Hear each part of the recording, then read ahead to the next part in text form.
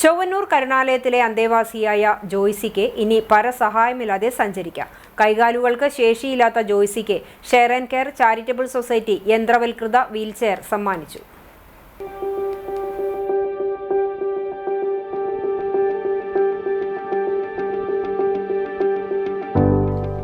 ജീവിതത്തിലെ അപ്രതീക്ഷിത തിരിച്ചടികളിൽ തളർന്നുപോയ ജോയ്സിക്ക് ഇനി ആത്മവിശ്വാസത്തോടെ സഞ്ചരിക്കാം. വാഹനാപകടത്തിൽ പിതാവ് മുരളി മരിച്ചതോടെയാണ് ജോയ്സിയും അസുഖബാധിതയായ അമ്മ ശാലിനിയും ചൊവ്വന്നൂർ കരുണാലയത്തിൽ അഭയം തേടിയത്.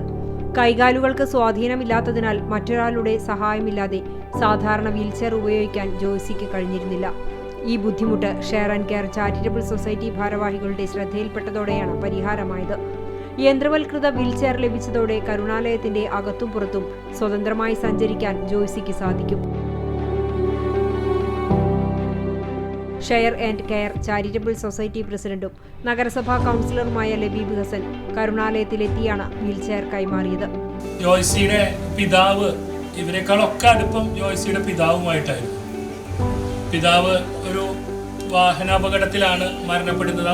ഇവര് വേറൊരു സ്ഥലത്ത് നിന്ന് വന്ന് ഇവിടെ പഴഞ്ഞിയിൽ ജോലി സംബന്ധമായി പഴഞ്ഞിയിൽ സ്ഥിരമാവുകയും അവിടുത്തെ കുറേ സന്മനസ്സുള്ള ആളുകൾ ഒരു സ്ഥലം കൊടുത്ത് വീട് വെച്ച് ജോയ്സിയെ പൊന്നുപോലെ സംരക്ഷിച്ചു പോകുന്ന സമയത്താണ് ദൈവത്തിൻ്റെ ഏറ്റവും വലിയ ഒരു പരീക്ഷണം അവർ നേരിട്ടത്.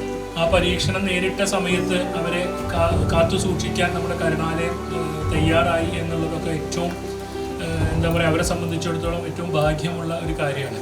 ചടങ്ങിൽ ഫാദർ സ്റ്റീഫൻ ജോർജ്, ഷമീർ ഇഞ്ചിക്കാരയിൽ, ജിനാഷ് തെക്കേക്കര, സക്കറിയ ചീരൻ, PM ബെന്നി, ജിനീഷ് നായർ, ജിന്നി കുരുവിള എന്നിവർ പങ്കെടുത്തു.